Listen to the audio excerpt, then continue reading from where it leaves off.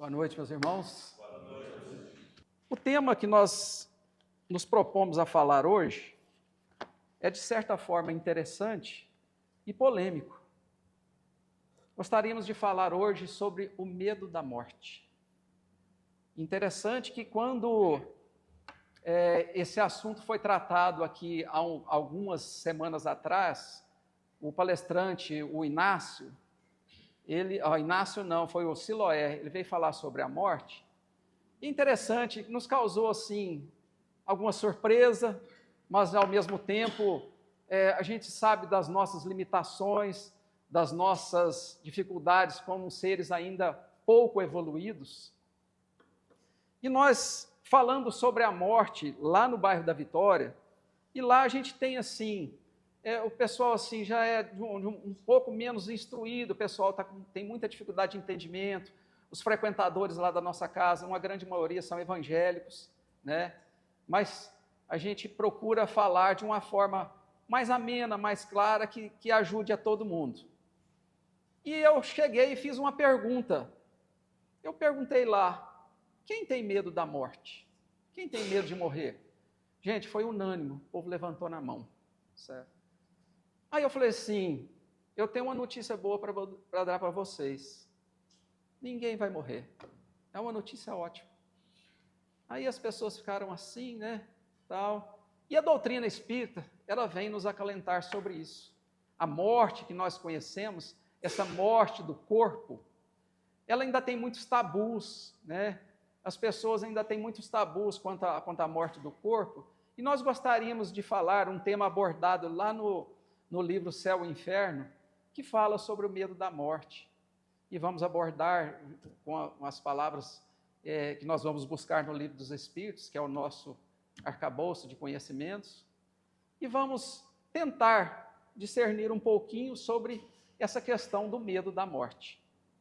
Todos nós, Deus, na sua sabedoria infinita, colocou para nós, todos nós, o medo da morte como uma bênção de Deus, uma providência de Deus no sentido da preservação da vida. Porque se as pessoas não tivessem medo da morte, por qualquer problema que a pessoa tivesse, ela falasse assim, eu vou sair desse problema, né?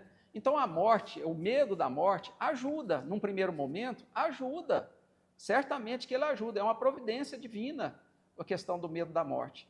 Mas nós gostaríamos de buscar, nesse contexto, quais são as causas que vêm trazer esse medo. E foi feita a pergunta aqui também no salão, quando o Siloé veio falar aqui, sobre quem tem medo da morte. E uma grande parte dos espíritas que estão aqui, e nós sabemos que em muitos lugares, já se identificaram com medo da morte. Muitos falam, eu tenho muito medo, tal. Isso aí denota um grande atraso espiritual nosso. E nós sabemos que nós somos muito atrasados espiritualmente. E com o passar do tempo, os espíritos vêm nos orientar que quanto maior conhecimento, quanto maior evolução espiritual, esse medo vai desaparecendo e ele some. Nós vamos lembrar, por exemplo, de Joana de Cusa, quando ela estava sendo queimada na fogueira, e ela ainda falou com seus algozes, dizendo que os amavam. E Joana de Cusa, um espírito muito evoluído, não tinha medo da morte. Jesus teve medo da morte? Não. Né? Mas nós estamos muito longe disso, muito longe. Veja bem, a intuição de que a morte não é a última fase da existência, ela vem de tempos remotos, né? E ainda diz mais ainda, o texto diz assim, a crença na imortalidade é muito maior do que a do nada. Então, a grande maioria das pessoas tem aquele sentimento de que a vida não se acaba com a morte do corpo. Mas fica aquilo, né? Mas será que isso é mesmo? Graças a Deus, a doutrina espírita, ela é baseada nisso. Ela é baseada no que os espíritos vieram falar sobre o estado que eles se encontram do outro lado, do chamado outro mundo, né? Que na verdade estão aqui interagindo conosco. Nós estamos aí, o Evangelho diz que, de geral, são eles que nos dirigem, nos intuindo, nos aconselhando, o nosso anjo da guarda. Então, é uma interação que nós temos entre nós e aqueles que estão desencarnados. Os que creem na imortalidade temem a morte. Por quê? Se nós cremos na imortalidade, por que nós tememos? Vamos lá recorrer ao Evangelho, no Livro dos Espíritos, na questão 730. A questão 730 diz o seguinte: Kardec pergunta para os espíritos: uma vez que a morte nos faz passar a uma vida melhor, nos livra dos males desta, sendo, pois, mais de desejar do que de temer, por que lhe tem o homem instintivamente tal horror, que a elas é sempre motivo de apreensão? Gente, se eu tenho certeza da imortalidade, por que eu tenho medo da morte? Os espíritos respondem: já dissemos que o homem deve procurar prolongar a vida para cumprir a sua tarefa. Tal o motivo porque Deus lhe deu um instinto de conservação, instinto que o sustenta nas provas. A não ser assim, ele muito frequentemente se entregaria ao desânimo. A voz íntima que o induz a repelir a morte lhe diz que ainda pode realizar alguma coisa pelo seu progresso. Pois bem, vamos às causas do medo da morte. Esse é o intuito da nossa fala da noite de hoje. Primeiro, é uma sabedoria da providência divina, instinto de conservação, uma delas. Nos povos primitivos, a vida se prosseguia, era só uma intuição, mais tarde uma esperança e finalmente uma certeza. Ah, mas será finalmente uma certeza? Eu perguntei para uma senhora lá no bairro da Vitória, porque ela me falou assim, ela com 67 anos, ela falou para mim que do pescoço para baixo tudo nela doía. E ela falou para mim assim que queria viver mais 30 anos. Aí eu falei para ela assim, mas a senhora não acha que daqui 10 anos essas dores estão maiores? A senhora não acha que lá do outro lado vai ser bem melhor? A senhora vai se desfazer dessa carcaça que está doendo tanto? A senhora vai volitar? A senhora vai estar numa vida bem melhor? Ela falou assim, mas quem garante? Ninguém nunca voltou para contar? Vocês já devem ter ouvido falar isso. Alguém já falou para vocês, mas ninguém voltou para contar? O irmão Jacó tem um livro chamado Voltei, né? E ele fala sobre ele combinou com um companheiro de doutrina que ele voltaria para contar como que aconteceu lá depois que ele desencarnou. E ele voltou, gente, no velório dele. Quem já leu o livro é interessantíssimo. Ele voltou no velório dele e ele chegava no lugar, tinha alguém contando piada, chegava no outro lugar, alguém estava falando sobre negócios. E ele ficou assim, gente, mas no meu velório. E aí ele saiu lá fora e viu uma luzinha dentro do carro. Chegou lá, tinha uma pessoa orando por ele. Olha a importância da oração e do respeito num velório, né? O tanto que vai ajudar o espírito, e isso é importantíssimo, gente, o respeito e a oração num velório, vai ajudar o espírito a se libertar. Mas a doutrina espírita era baseada na volta dos espíritos que estavam aqui encarnados para falar, né? O que Kardec fez? O Kardec simplesmente compilou as respostas, ele soube fazer as perguntas inteligentemente, e ele compilou ele organizou essas perguntas, e quando ele editou o Livro dos Espíritos, em 1857. Mas aí, para dar assim, uma floreada melhor nessa questão da volta do Espírito, lá no livro Crônicas de Além Túmulo, Humberto de Campos, a psicografia de Chico Xavier, ele vem falar numa crônica a respeito de como ele foi lá para o mundo dos espíritos.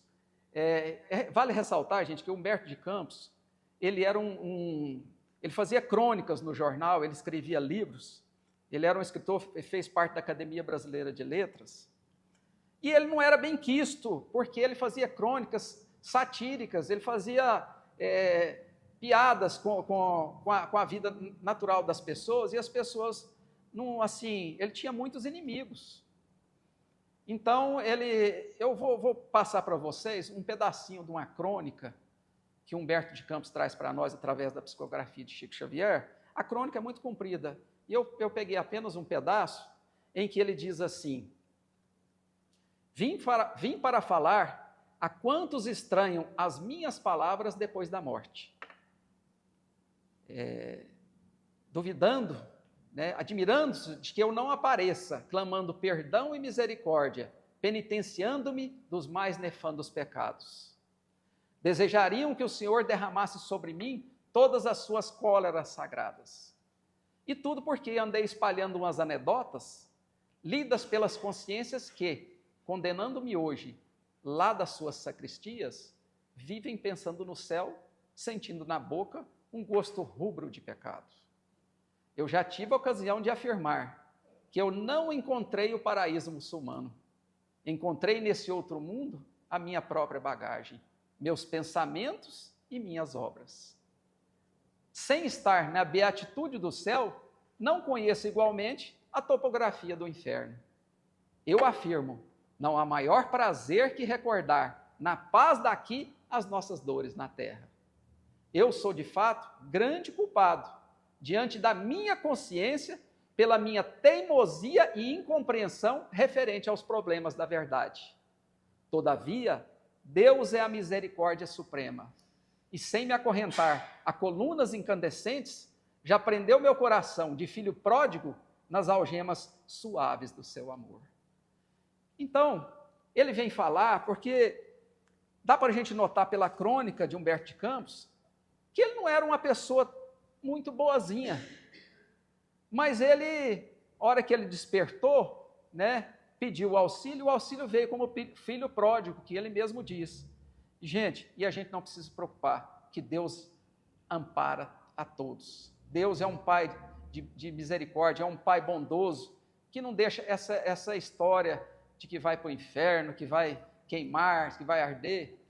E isso tudo é muito infantil, né? Essa doutrina maravilhosa do Espiritismo vem nos trazer a razão, explicando o porquê das coisas, por que estamos aqui, de onde viemos, para onde vamos. Isso é salutar e nos acalma. Vamos lá. O espírito atrasado, a vida material prevalece sobre a vida espiritual. Tem um ditado popular que diz que o homem gosta de pão e circo. E é verdade, gente. O povo nós somos muito apegados à vida material e não queremos nos desgarrar disso aqui. Então nós nos contentamos com momentos de felicidade, mas a felicidade duradoura é aquela conquistada com perseverança, com trabalho. Na vida nada se faz sem trabalho e nada se consegue de bom sem auxílio no próprio sacrifício. Isso diz Emmanuel. É preciso trabalhar. Essa questão de pão e circo é temporária. Noção insuficiente da vida futura, uma ideia vaga. Ora, gente, quem tem uma noção insuficiente da vida após a morte, essa ideia muito vaga, tem medo mesmo. E o medo é grande. Fala, não sabe o que eu vou achar lá do outro lado, né? Então, é uma das causas grandes. É preciso estudar, é preciso ler, é preciso entender, é preciso ter fé, né? E a fé é construída. Ela é construída devagarzinho, né? Vamos chegar lá. O medo diminui na proporção que a certeza aumenta. É uma verdade. Quanto mais o conhecimento e quanto mais a evolução, esse medo vai diminuir, né? Estamos longe? Estamos bem longe, né? Mas vamos chegar lá, né? Fomos criados simples e ignorantes, mas destinados à perfeição. Vamos chegar lá e não vamos ter mais medo. Vamos fazer como os cristãos no circo de Roma, que cantavam enquanto estavam sendo sacrificados. Chegaremos lá. Eram espíritos já evoluídos que vieram para nos mostrar aonde nós devemos chegar. Temor da destruição total. Gente, vocês já viram muitas das vezes, quando um pai, por exemplo, perde um filho, ele chega para você e fala assim, com aquela maior tristeza, perdi meu filho. Ninguém perdeu nada. E também ninguém pertence a ninguém. Somos espíritos individuais. E temos a certeza que vamos reencontrar com os nossos filhos, com os nossos pais, com os nossos amigos, com aquelas pessoas que nós temos sintonia. Principalmente, se nós temos sintonia, podemos ter certeza que vamos encontrar. A incredulidade, a lógica e a ciência contestam. A ciência, ela causa... isso está mudando um pouco. A lógica já mudou bastante, que com o advento da doutrina espírita, a doutrina da razão, ela põe por terra essa questão. Mas a ciência tem mudado muito, gente. Eu estava lendo um livro, se chama A Biologia da Crença, livro fantástico. E nesse livro, um biólogo famoso, ele é americano, ele era ateu, ele não acreditava em nada. E ele passou a estudar tanto a biologia, ele passou a entender tanto de um mundo microscópico, um tanto de coisas, que ele falou assim, só um ser superior tem condições de criar uma coisa como esta, né? E ele passou a acreditar, passou a ter fé em Deus, passou a ter fé na mudança, que nós, essa vida não acaba por aqui, que tem sempre uma renovação. Então está mudando isso também, através da ciência. E Kardec diz, e Kardec fala bem claro, né, gente? Se a ciência provar alguma coisa contrário ao que diz o Espiritismo, fique com a ciência. Mas ainda não provaram nada contra. Ainda não conseguiram provar nada. E eu acho difícil de provar, né? Mas se provar, Kardec mesmo afirma, fique com a ciência, porque a ciência é a ciência. Uma das causas, vocês já viram que quando a pessoa vai explicar, mas nós somos espírito. O que é o espírito? Aí as pessoas costumam falar assim, é uma fagulha, é uma luz. Isso é muito abstrato, né, gente? Isso não cria confiança nenhuma. E aí, o que vem o Espiritismo falar? O Kardec perguntou aos espíritos, nós somos espíritos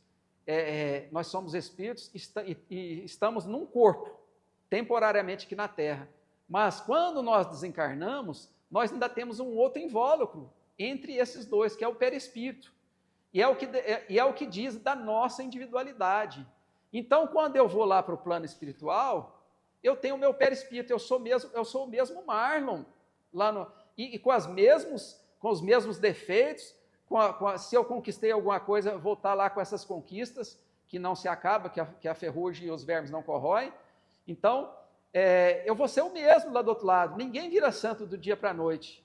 Então, essa explicação tão lógica do Espiritismo vem trazer para nós, mostrar a nossa individualidade quando nós estamos lá no mundo dos espíritos, que nós temos um perispírito que nos define como ser, né? Tanto é que a pessoa, quando, em sessões de aparição, de materialização, a pessoa vai aparecer como ela é. As pessoas falam assim, eu vi o espírito de fulano. Você não viu o espírito, você viu o perispírito. Nós ainda não temos condições de ver espírito. Apego às coisas terrenas. Gente, esse aqui é difícil. Tem pessoas que não conseguem se desapegar de uma roupa. É do meu carro, é da minha casa, é da minha fazenda. Vai ficar tudo, ninguém vai levar nada, né? Então a pessoa, ela tem medo da morte e de perder essas coisas materiais. Eu estava falando sobre isso lá no Amparo dos Humildes e eu contei a história. Olha, gente, o tanto que é terrível e difícil. Tem um senhor aqui em Goiânia, meu irmão estava me contando sobre isso, ele ganhou na loteria, 60 milhões na loteria. Sabe o que ele faz todo mês? Ele vai lá no banco para tirar um extrato, para ele ver que na conta dele aumentou 600 mil todo mês. Não gasta um centavo. Ele anda num golzinho quadrado daqueles mais velhos. Isso é um apego à matéria. É um apego tão grande. Uma pessoa dessa vai sofrer, sofre demais, porque não consegue se desvencilhar. Então, uma das formas da gente começar a se desvencilhar é o desapego das coisas materiais. E nós ainda somos muito apegados. Visão da religião, a chamada religião oficial. A visão da religião não sedutora e não consolatória. Por quê? Gente, a maioria de nós somos oriundos do catolicismo, sem nenhuma crítica. E trazemos do catolicismo muitas coisas. E uma das coisas, veja bem, condenados a torturas e chamas eternas. Que Deus é esse?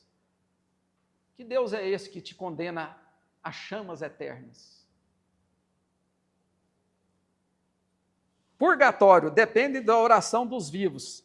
E lá diz ainda que é a maioria. A maioria fica lá no purgatório e vai depender da oração aqui para ver se vai para o céu ou para o inferno. E a classe dos eleitos? Inutilidade eterna, beatitude contemplativa, fastidiosa monotonia. Gente, o ser humano quer colocar Deus como humano. Se nós que somos humanos, não escolhemos, não fazemos acepção dos nossos filhos, não escolhemos entre os filhos, amamos todos, né? Deus vai ter os seus escolhidos, os seus eleitos? Jamais. A cada um conforme as suas obras. Está lá no Evangelho, está lá no Evangelho de Mateus, né? Fala bem claro sobre isso, sobre as obras. O batismo iguala o selvagem ao homem de ciência, a moralidade, a ciência e a moralidade, a criança. Olha, através de um único ato, eu vou batizar, eu já faço parte dos eleitos. É uma coisa assim que precisa ser muito pensada, né, meus irmãos? Pensada se isso tem razão de ser, né? Cada um pense e ache o que é mais lógico nisso. A felicidade depende de práticas exteriores e de pagamento. Eu tenho medo de morrer porque eu não sei lá como é que vai ficar, né?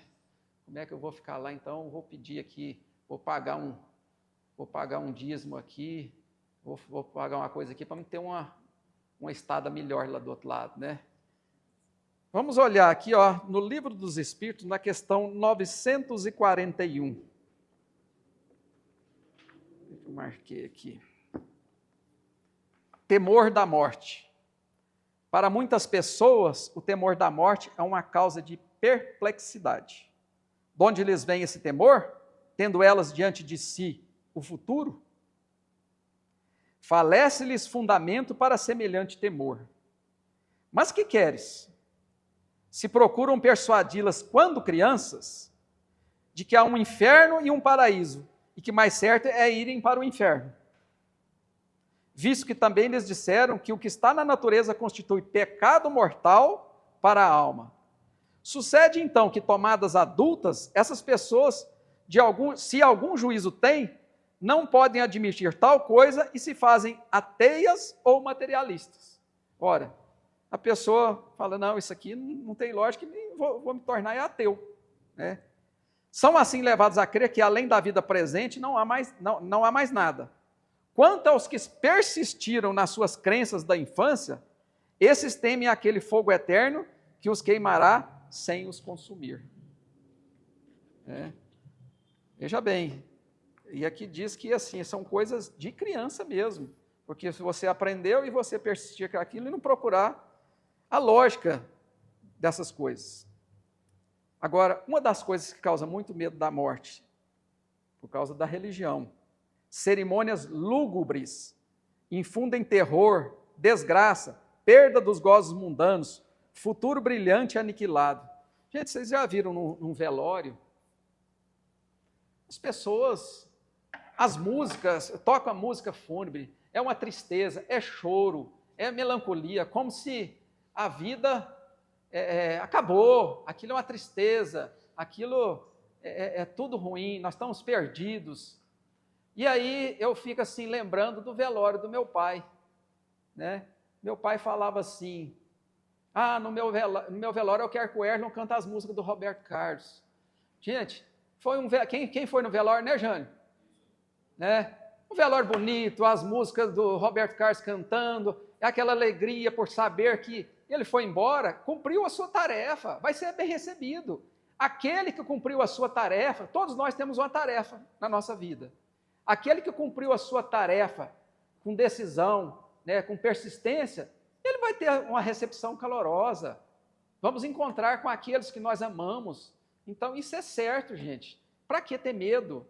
Hein, Marcos? Oi? O seu João ofereceu o terreno dele, que ele tem lá, né? Para nós que estávamos lá, mas ninguém quis. Ninguém quis. Almas inacessíveis, inferno e céu. A alma que está no céu será realmente feliz, vendo arder no inferno um ente amado. Interessante isso, né, gente? Falar assim que a pessoa foi para o céu, mas como que a pessoa foi para o céu se um filho seu foi para o inferno? Tem como ela ser feliz? Aquela felicidade eterna? Então isso é ilógico, né? É muito ilógico, é racional isso, né?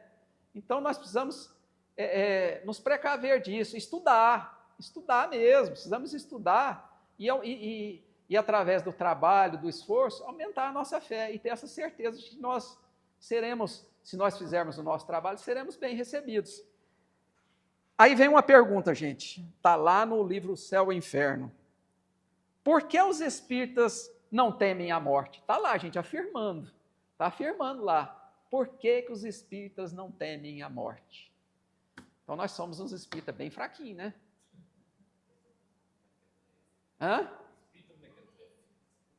Porque a grande maioria ainda teme a morte, mas isso vai passar, vai mudar, né? Esperamos, né?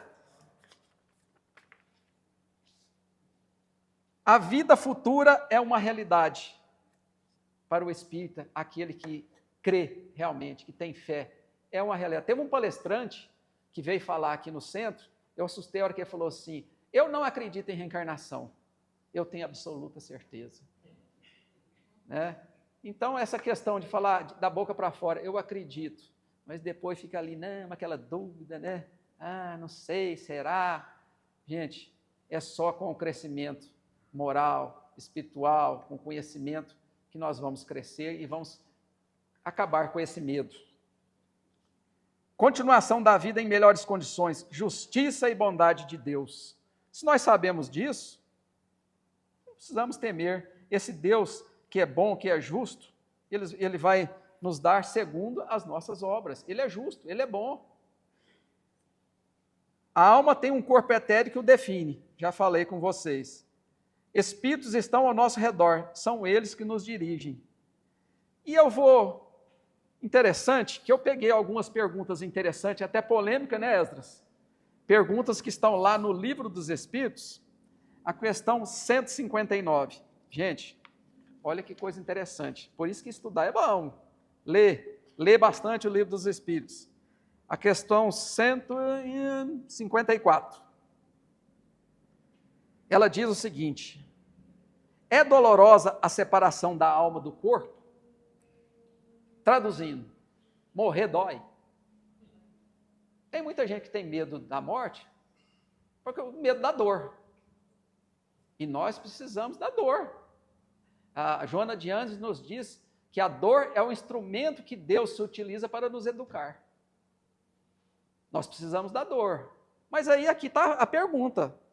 É dolorosa a separação da alma e do corpo? Não sou eu que estou falando, viu, Esdras? Não sou eu que estou falando. O Kardec perguntou, os espíritos responderam: não. O corpo quase sempre sofre mais durante a vida do que no momento da morte. A alma, nenhuma parte toma nisso. Os sofrimentos que algumas vezes se experimentam no instante da morte são um gozo para o espírito, que vê chegar o termo do seu exílio. Na morte natural, a que sobrevém pelo esgotamento dos órgãos, em consequência da idade, O homem deixa a vida sem o perceber. É uma lâmpada que se apaga por falta de óleo. Na verdade, quando a gente vê, por exemplo, assim, uma pessoa, eu já tive a oportunidade de ver, uma tia minha e o meu pai desencarnando, tem aquele momento, as pessoas que já viram, a pessoa, no momento mesmo do desencarne, que aquela agonia. Gente, no meu entender, aquilo ali, o espírito já está se desligando. O corpo está sentindo aquilo, mas o espírito não faz mais parte daquilo lá. Né? E isso é o que é? É Deus ajudando. Né? Mas nós precisamos ter consciência disso. Olha a outra pergunta interessantíssima. Qual a sensação ao se ver desencarnado? Qual a sensação ao se ver desencarnado? É a pergunta 159. Que sensação experimenta a alma no momento em que reconhece estar no mundo dos espíritos? Depende. Se praticaste o mal, impelido pelo desejo de o praticar, no primeiro momento te sentirás envergonhado de o haveres praticado. Com a alma do justo, as coisas se passam de modo bem diferente.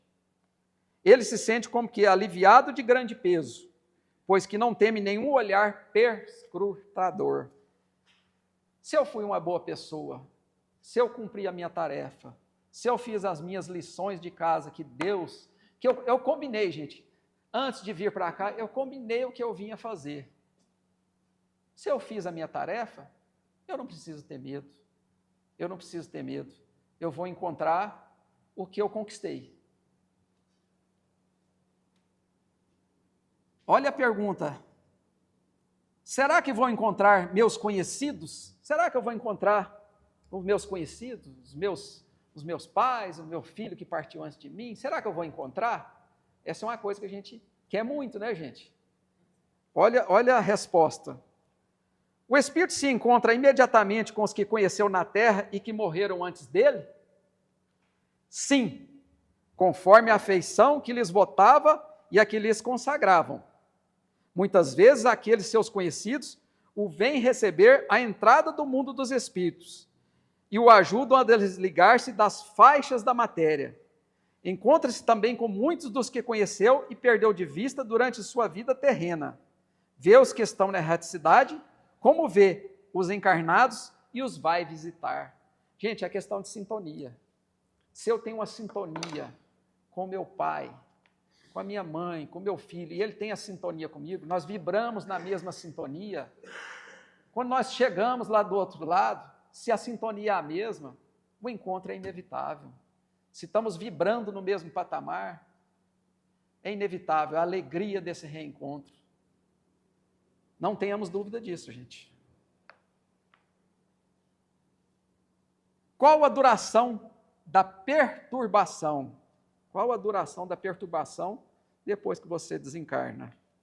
É a questão número 164. A perturbação que se segue... aqui, primeiro a 163. A alma tem consciência de si mesma imediatamente depois que deixar o corpo?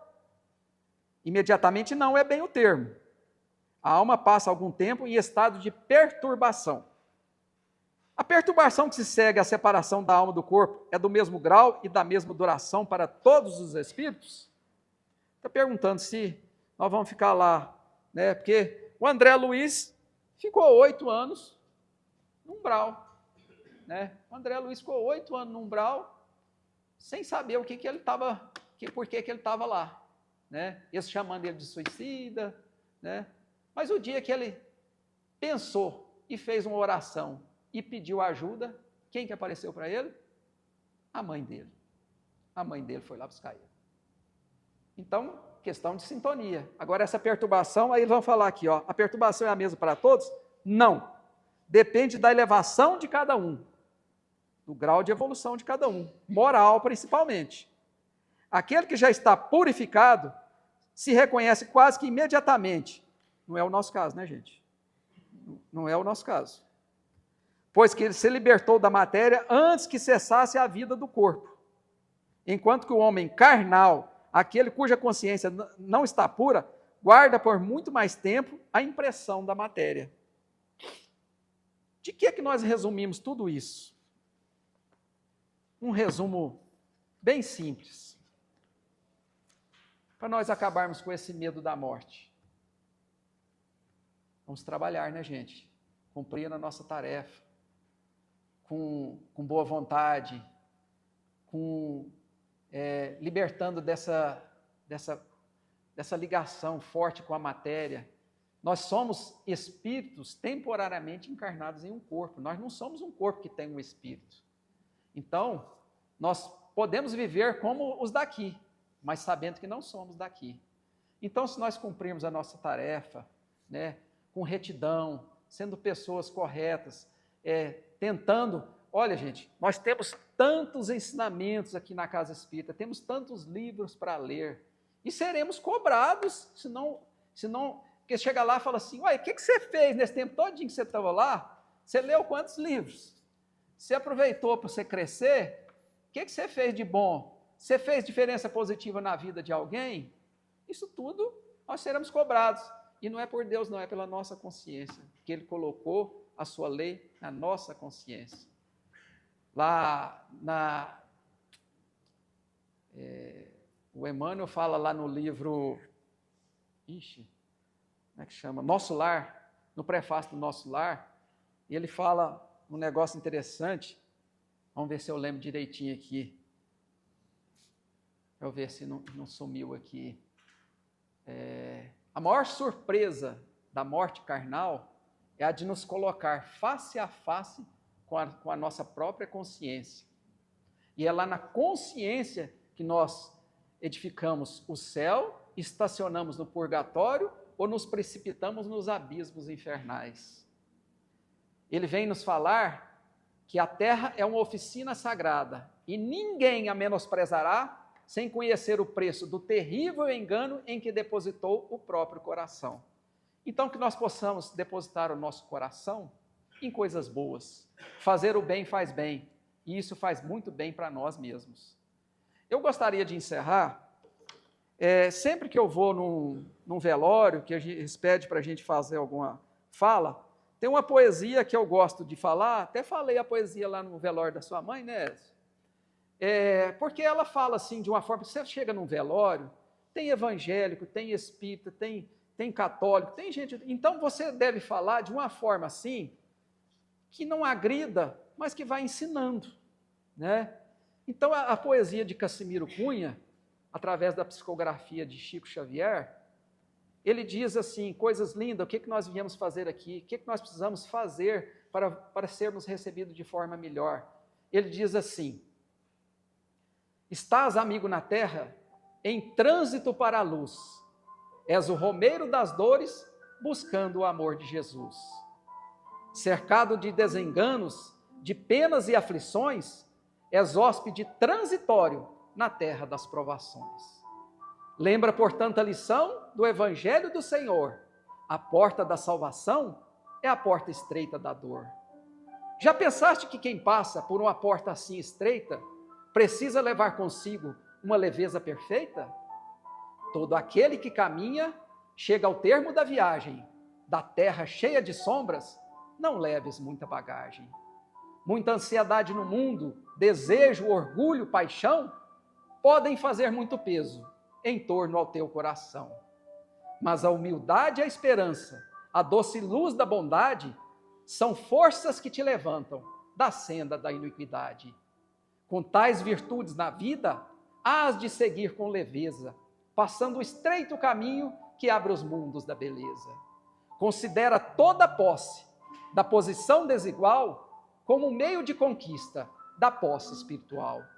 Todo apego que não seja o apego do afeto irmão é uma algema dolorosa no instante da transição.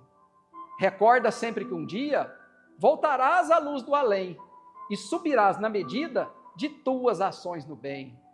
Prepara-te desde agora para a vida da outra luz, onde te aguarda o carinho das mãos ternas de Jesus. Muita paz a todos.